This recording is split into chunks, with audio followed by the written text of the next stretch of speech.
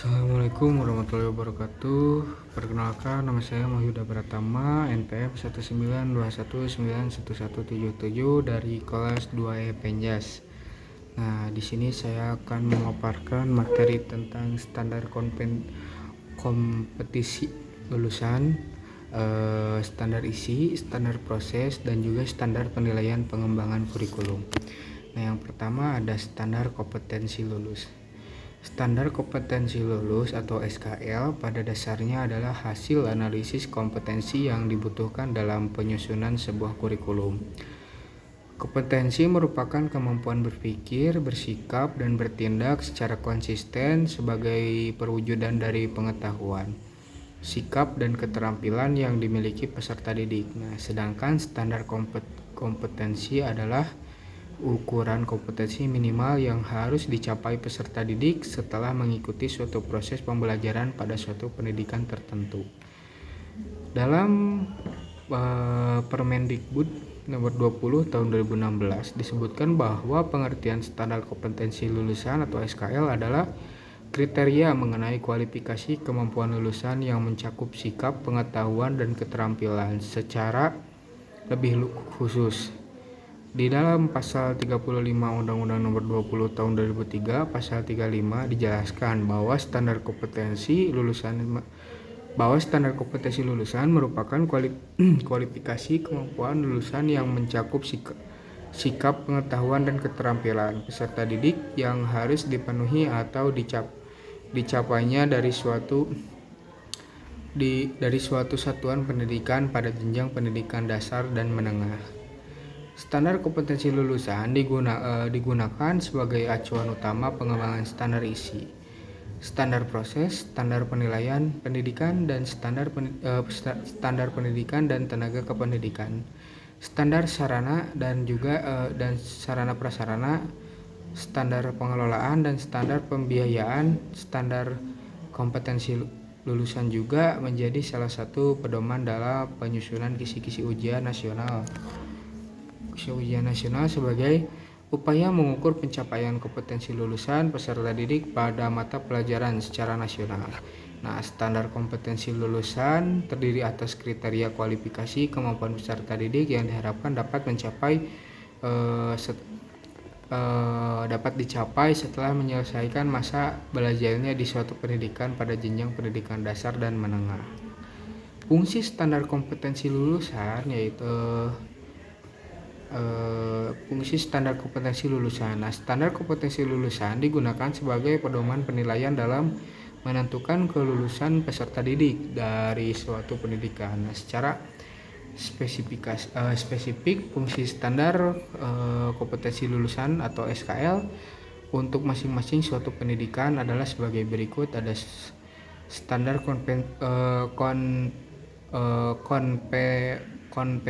kompetensi lulusan pada jenjang pendidikan dasar bertujuan meletakkan dasar-dasar kecerdasan, pengetahuan, kepribadian, akhlak mulia, serta keterampilan untuk hidup mandiri dan mengikuti pendidikan lebih lanjut. Nah, yang selanjutnya ada standar kompetensi lulusan pada suatu pendidikan menengah untuk bertujuan meningkatkan kecerdasan, pengetahuan, kepribadian, akhlak mulia, serta keterampilan untuk hidup mandiri dan mengikuti pendidikan lebih lanjut. Nah, standar kompetensi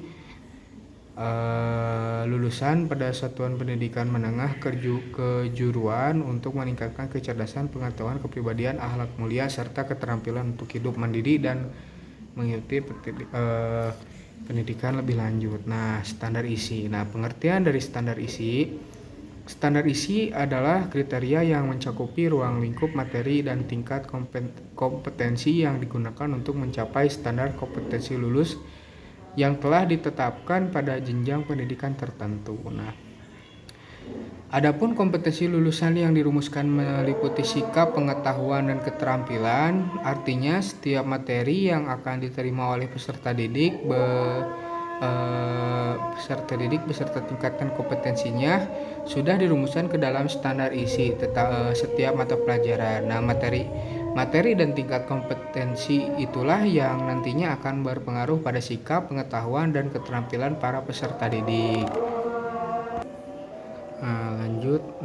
Tujuan standar isi. Rumusan standar isi bertujuan untuk meningkatkan kualitas pendidikan melalui pengembangan potensi peserta didik yang sejalan dengan perkembangan ilmu pengetahuan, kemajuan teknologi, seni dan budaya, sehingga diharapkan bisa mencapai tujuan pendidikan nasional. Yang ketiga ada manfaat standar isi. Sebagai salah satu bagian dari standar pendidikan nasional atau SMP, manfaat standar isi adalah memudahkan pengembangan kurikulum untuk merumuskan kurikulum yang sesuai di tiap jenjang pendidikan. Selanjutnya ada standar proses.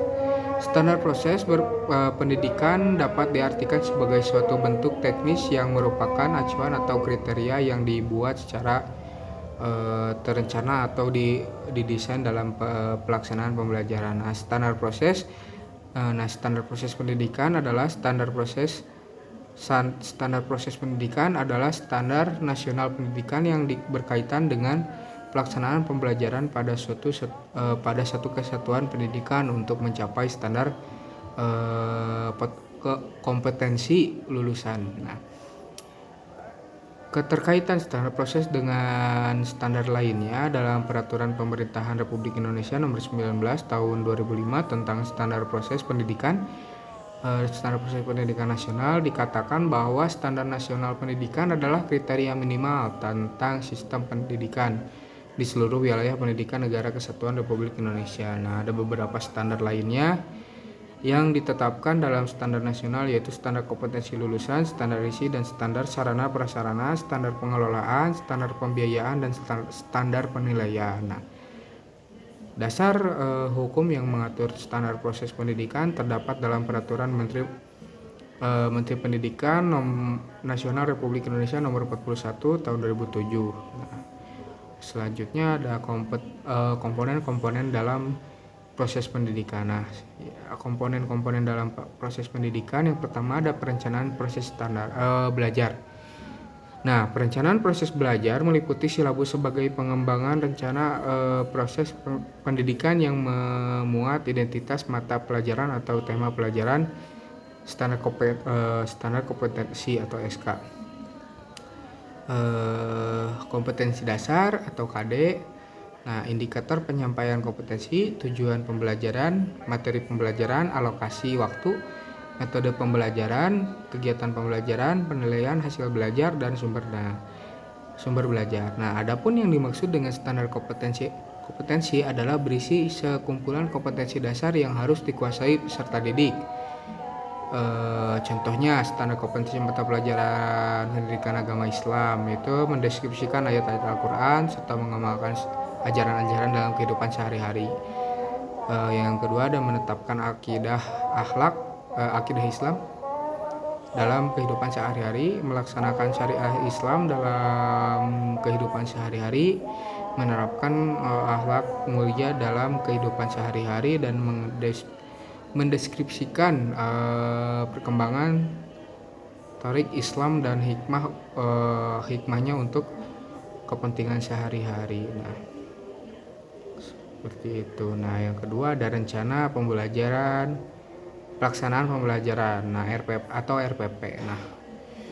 RPP dijabarkan dari silabus untuk mengarahkan kegiatan belajar peserta didik dalam upaya mencapai KD. Setiap pendidik berkewajiban menyusun RPP secara lengkap dan sistematik agar pembelajaran berlangsung secara efektif, inspiratif, menyenangkan, menantang, dan memotivasi peserta didik untuk berpartisipasi aktif serta memberikan ruang yang cukup bagi prakarsa, kreatif, dan kemandirian sesuai dengan bakat, minat, pengembangan fisik dan psikologis serta psikologis.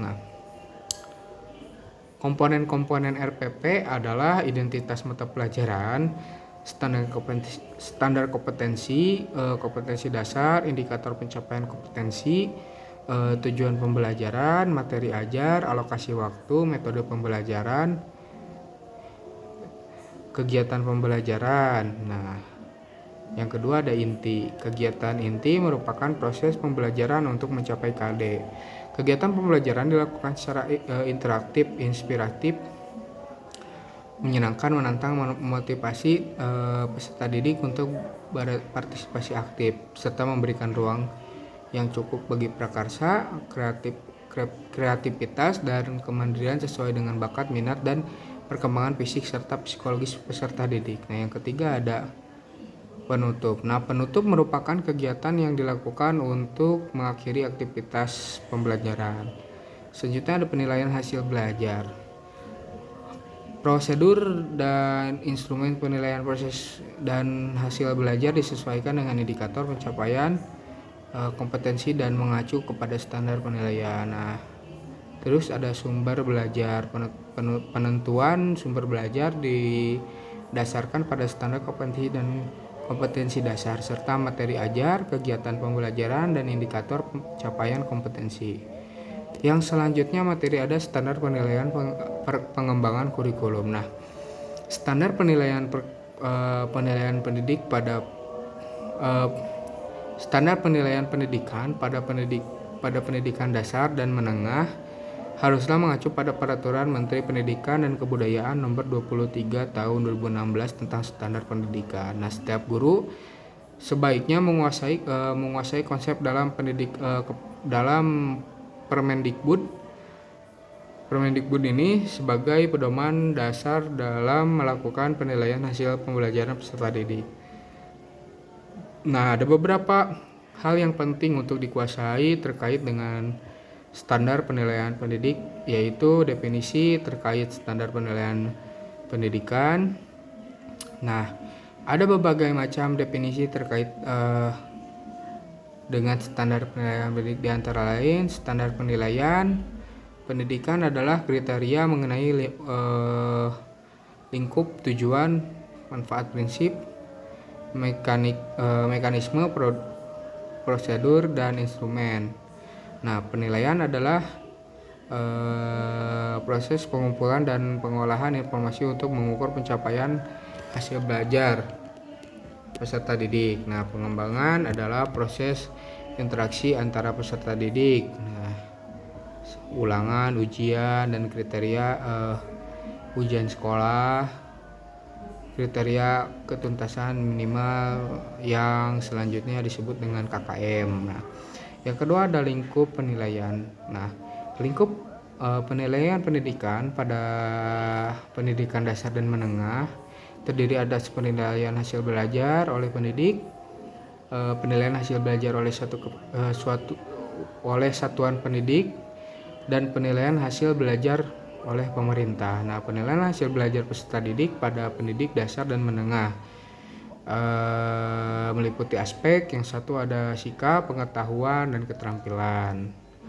Nah, tujuan dari penilaian. Nah, tujuan hasil belajar oleh pendidik bertujuan untuk memantau dan mengevaluasi proses kemajuan belajar dan perbaikan hasil belajar peserta didik secara berkesinambungan. Yang selanjutnya ada prinsip penilaian. Nah, prinsip penilaian hasil belajar. Nah, sahih berarti penilaian didasarkan pada data yang mencerminkan kemampuan yang diukur. Objektif berdasarkan penilaian didasarkan pada prosedur dan kriteria yang jelas, tidak dipengaruhi oleh objek penilaian, objektivitas penilai. Nah, adil berarti penilaian tidak menguntungkan dan merugikan peserta didik. Terbuka, menyeluruh, dan berkesinambungan, sistematik, beracuan kriteria, akuntabel. Nah, yang kelima ada bentuk penilaian. Nah, penilaian hasil belajar oleh pendidik dilakukan dalam bentuk ulangan, pengamatan, penguasaan, dan bentuk lain yang diperlukan. Nah, penilaian hasil belajar oleh pendidik digunakan untuk mengukur dan menguji pencapaian kompetensi peserta didik, memperbaiki proses pembelajaran, menyusun laporan, dan pemanfaatan hasil penilaian oleh peserta didik sebagaimana yang yang dimaksud diatur lebih lanjut oleh Direktorat Jenderal terkait. Nah, selanjutnya ada mekanisme penilaian. Nah, mekanisme penilaian hasil belajar oleh pendidik yaitu perencanaan strategi, penilaian aspek pengetahuan, penilaian keterampilan, peserta didik yang belum mencapai KKM, kesatuan pendidikan harus mengikuti pembelajaran remedial. Hasil penilaian pencapaian mengetahui dan keterampilan peserta didik disampaikan dalam bentuk angka atau deskripsi.